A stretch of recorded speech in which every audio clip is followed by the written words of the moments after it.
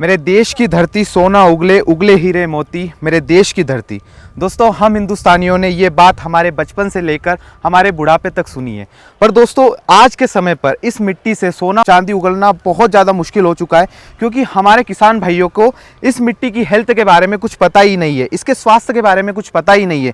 और इसी के बारे में मैं बात करने के लिए अपने घर से लगभग 900 किलोमीटर दूर तेलंगाना में आ चुका हूं, और अभी हम हैदराबाद में। और आज हमारे साथ में इस चीज़ के बारे में बात करने के लिए साइंटिस्ट भी मौजूद हैं, जो कि आपको इसके बारे में सारी डिटेल बताने वाले हैं। और आज के समय पर आप इस मिट्टी से कैसे सोना चांदी उगला सकते हैं, कैसे पैदा कर सकते हैं, इसके बारे में आपको सारी डिटेल बताने वाले हैं। सर नमस्कार, आपका स्वागत है हमारे यूट्यूब चैनल पर। सबसे पहले आपका परिचय हमारे सभी दोस्तों को बताइए जो हमारे चैनल के माध्यम से आपको देख रहे हैं। नमस्कार जी, धन्यवाद मुझे इस विषय पर आमंत्रित करने के लिए। जी। मेरा नाम डॉक्टर अनिल कुमार वर्मा है। हाँ जी। मैं पीएचडी निमेटोलॉजी में की है और मैं अभी कॉटेवा कंपनी में एज ए रिसर्च साइंटिस्ट कार्यरत। सर, सबसे पहले मेरा क्वेश्चन ये रहेगा कि मिट्टी का स्वास्थ्य क्यों ज़रूरी है, और इस स्वास्थ्य से हम अपनी फसल की पैदावार कितनी बढ़ा सकते हैं, और किसान इससे कैसे फ़ायदा उठा सकते हैं, उसके बारे में थोड़ी सी डिटेल आप बताइए। तो मिट्टी हमारा ऑलमोस्ट अगर बात करें 95% अगर हमारा जो फूड है वो डायरेक्टली या इनडायरेक्टली तरीके से हमें एग्रीकल्चर से ही मिलता है। जी। और अल्टीमेटली मीन्स मिट्टी से मिलता है। हाँ जी। और इसीलिए जो भी हम पोषण खाते हैं, जो हमें मिलता है, जो पैदावार जो मिलेगी, अगर मिट्टी स्वस्थ होगी तो हमारा पोषण जो उत्पादन है वो पौष्टिक होगा, उसमें सब न्यूट्रिशन होगा, और वो न्यूट्रिशन हमें मिलेगा तो हम भी उतना ही हेल्थी रहेंगे। जी। जैसे कि हम बात करें, अभी किसी को अगर 24 घंटे के लिए हम बार बार उसको शिफ्ट में काम करवाएंगे, सो उसके एक दिन उसकी सेहत ख़राब हो जाएगी। बिल्कुल। अभी जैसे आपने कहा मिट्टी की हमारी जो उपजता है वो कम होती जा रही है, उसका वजह यही है कि किसान भाई एक के बाद एक फसल लेते जा रहे हैं। जी। और मिट्टी को कैसे हम उसकी गुणवत्ता बनाए रखें उस पर थोड़ा ध्यान कम होता जा रहा है प्रॉफिटेबिलिटी के रेस में। तो उस वजह से हमें वो न्यूट्रिशन उतना कम होता जा रहा है और मिट्टी का जो लाइफ है वो कम होती जा रही है। जी। तो इसलिए वो हमारे लिए उसका स्वास्थ्य मेंटेन करना एक हेल्दी प्रोड्यूस के लिए बहुत ज़रूरी है। सेकंड क्वेश्चन सर मेरा यहाँ पर ये रहेगा कि इस मिट्टी का भविष्य क्या है और इसका प्रबंध कैसे करें, इसके बारे में थोड़ा सा आप बताइए। देखिए, मिट्टी का भविष्य, जैसे मिट्टी की लाइफ एक लिमिट है जी। सो एक FAO की रिपोर्ट भी है जिन्होंने प्रेडिक्ट किया है कि अराउंड 60 ईयर्स तक अगर हम इसी स्पीड से हम ग्रो करते गए क्रॉप्स, तो 60 ईयर्स के बाद इसकी गुणवत्ता बिल्कुल ख़त्म हो जाएगी। सो इसलिए बहुत ज़रूरी है कि हमें मिट्टी का स्वास्थ्य पर अभी से काम करना पड़ेगा जी, और ताकि हम उस अपनी जो लाइफ है सॉइल का वो बढ़ा सकें। जी। नहीं तो आने वाले समय में, जैसे कि हमारी अभी जो पॉपुलेशन है वो इतनी बढ़ती जा रही है, एकरेजेस जो क्रॉप के हैं वो कम होते जा रहे हैं। बिल्कुल। सो आने वाले समय में वैसे भी कम ज़मीन पर हमें ज़्यादा पैदावार की ज़रूरत पड़ेगी। उस पैदावार को मेंटेन करने के लिए हमें एक स्वस्थ मिट्टी का रोल बहुत अहम है। जी। अगर मिट्टी स्वस्थ होगी तभी हम उतनी पैदावार अचीव कर सकते हैं, नहीं तो उतनी पैदावार बहुत मुश्किल हो जाएगा और हमें फूड भी अवेलेबल नहीं रहेगा।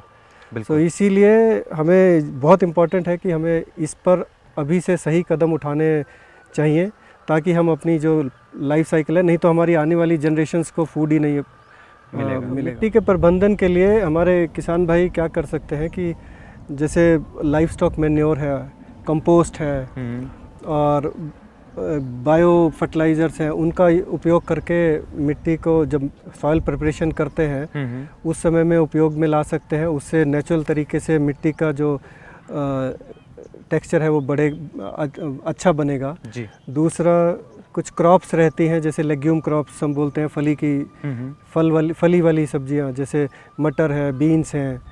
सो ये सब क्रॉप्स मिट्टी में नाइट्रोजन फिक्सेशन में मदद करती हैं। सो वो भी हमारी ज़मीन की उत्पादन को बढ़ाने में, जो नेक्स्ट क्रॉप हम लगाएंगे उसमें बढ़ाने में उसमें मदद करती है नेचुरल तरीके से। और इसमें सिर्फ जो रोल है वो सिर्फ किसान भाइयों का नहीं है, क्योंकि ठीक है वो मिट्टी से जुड़े हैं, वो सबसे ज़्यादा उस पर काम करते हैं, उनका रोल अहम है। बिल्कुल। पर इसमें उनके साथ साथ अगर हमें ओवरऑल सॉइल हेल्थ की इम्प्रूव करना है, सॉइल हेल्थ को इम्प्रूव करना है, तो जितने भी सरकारी संगठन हैं या गैर सरकारी संगठन हैं, प्राइवेट कंपनीज़ हैं, जो भी एग्रीकल्चर से जुड़े हुए हैं, उन सबको एकजुट होकर ऐसे स्ट्रेटजीज़ बनानी पड़ेंगी कि जो हमारी सॉइल हेल्थ की तरफ अवेयरनेस लाए बिल्कुल फार्मर्स के प्रति, ताकि वो उन जो मेथड्स को यूज़ करें।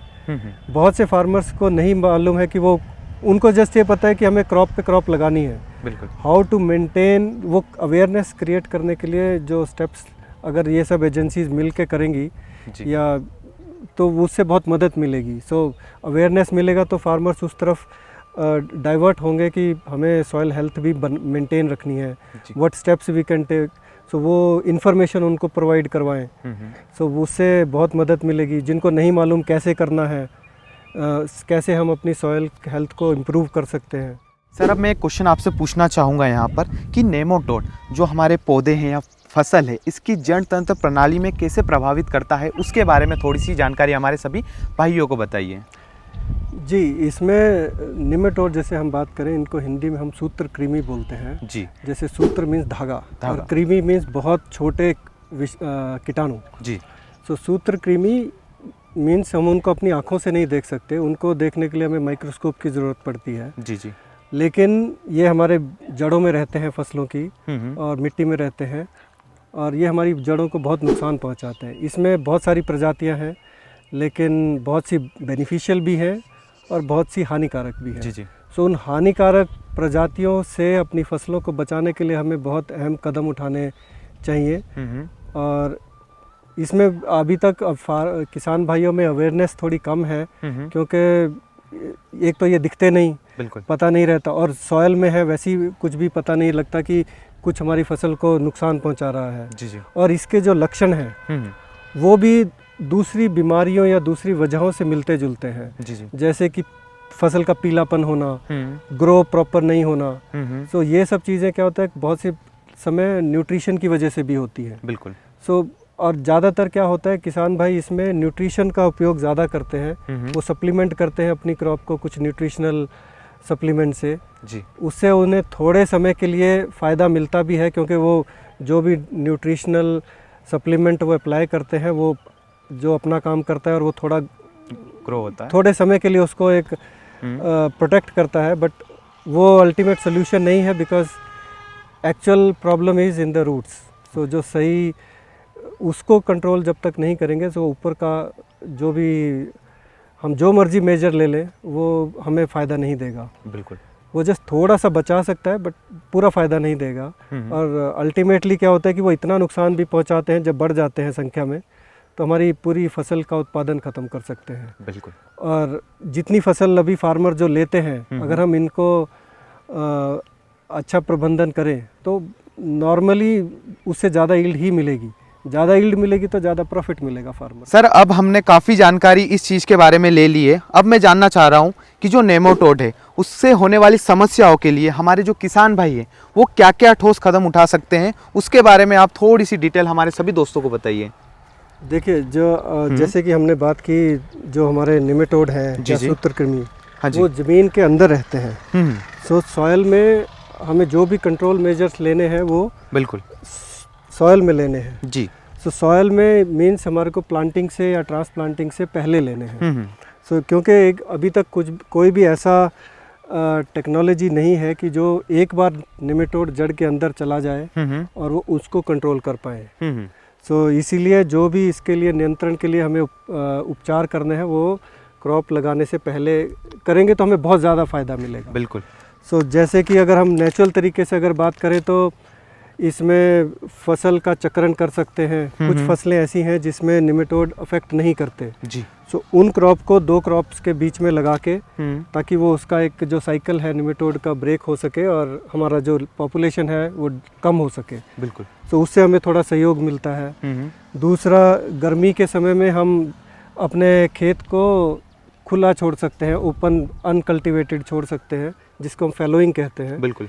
और सॉयल सोलराइजेशन के लिए छोड़ सकते हैं, तो सो दैट सॉयल सोलराइजेशन जो हम मिट्टी का सौरकरण करते हैं, बिल्कुल, उससे भी जो ऊपरी सतह पर जितने निमेटोड होते हैं वो मर जाते हैं जी।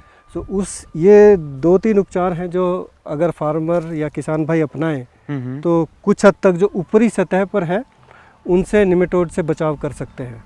जी जी। और अल्टीमेटली अगर पूरा जैसे उसको उपचार का अगर ज़रूरत है और फसल में बहुत ज़्यादा है तो हमें रसायनों का हेल्प लेना पड़ेगा।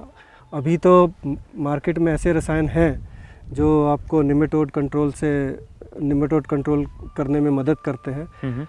आपको चयन करना है कि आपको कौन सा चयन करना है। जो आपको सिर्फ ध्यान ये रखने वाली बात है कि क्योंकि हम मिट्टी का स्वास्थ्य की बात कर रहे हैं तो ऐसे केमिकल का चयन करें जो हम मिट्टी में अप्लाई करेंगे वो हमारे बेनिफिशियल को नुकसान ना पहुंचाएं। बिल्कुल। सिर्फ हमारे जो हानिकारक निमेटोड्स हैं, हानिकारक सूत्रकृमि हैं, सिर्फ उन्हीं को नुकसान पहुंचाएं जी। और हमारे बाकी सॉइल फौना को सेफ रखें। जी जी। तो ऐसे रसायनों का चयन करके हम उनका उपयोग कर सकते हैं तो हमें हमारी फसल भी बच जाएगी और हमारा सॉइल भी स्वस्थ रहेगी। तो हमारे दोनों जो टारगेट है वो अचीव हो। इसमें अभी देखिए निमेटोड्स सूत्रकृमि का जो नुकसान की वजह से जो हो रहे हैं, अभी पहले फार्मर्स में कम अवेयरनेस था जैसे मैंने बात की, बट अभी आहिस्ता आहिस्ता लोगों को समझ में आने लगा है कि ये भी चीज़ें नुकसानदायक हैं। सो अवेयरनेस बढ़ रहा है और उस अवेयरनेस के चलते अभी बहुत सी डेवलपमेंट ऐसी हो रही है कि अच्छे रसायन आ रहे हैं जो हमारे सॉइल को भी सेफ रखते हैं और हानिकारक सूत्रकृमि को भी कंट्रोल करते हैं। बिल्कुल सर, आपका बहुत बहुत धन्यवाद। आपने सोइल हेल्थ के बारे में इतनी ज़बरदस्त इन्फॉर्मेशन हमारे सभी किसान भाइयों तक पहुंचाई, इसके लिए आपका बहुत बहुत धन्यवाद। आपका भी बहुत बहुत शुक्रिया क्योंकि आपने मुझे इस विषय पर बात करने के लिए अवसर दिया। जी। एज ए वैज्ञानिक हम भी इस पर विषय पर काम कर रहे हैं और हमारा फ़र्ज़ बनता है कि हम जो जानकारी हमारे पास है हम अपने किसान भाइयों से शेयर करें और उसकी अगर मदद से कुछ भी फ़ायदा हो सकता है। जैसे कि आपने शुरू में कहा था कि ये मिट्टी सोना उगले उगले हीरे मोती, जी। अगर वो मिट्टी का लेवल और उसका जो गुणवत्ता है उतनी बढ़ सकती है हमारे एक छोटे से कार्य से, बिल्कुल, तो हमारे लिए भी एक बहुत सौभाग्य की बात है। तो उसमें अगर थोड़ा सा योगदान करने के लिए जी जी थैंक यू सो मच। दोस्तों, अगर आपको ये वीडियो पसंद आती है तो इसे सबसे ज़्यादा तो आप अपने किसान भाइयों तक इस वीडियो को पहुंचाइए, ज़्यादा से ज़्यादा शेयर कीजिए और अगर आपको ये वीडियो पसंद आई तो इसे लाइक करें और हमें सब्सक्राइब करना ना भूलें। दोस्तों, मैं मिलता हूँ हमारी अगली वीडियो में, तब तक के लिए जय हिंद, वंदे मातरम।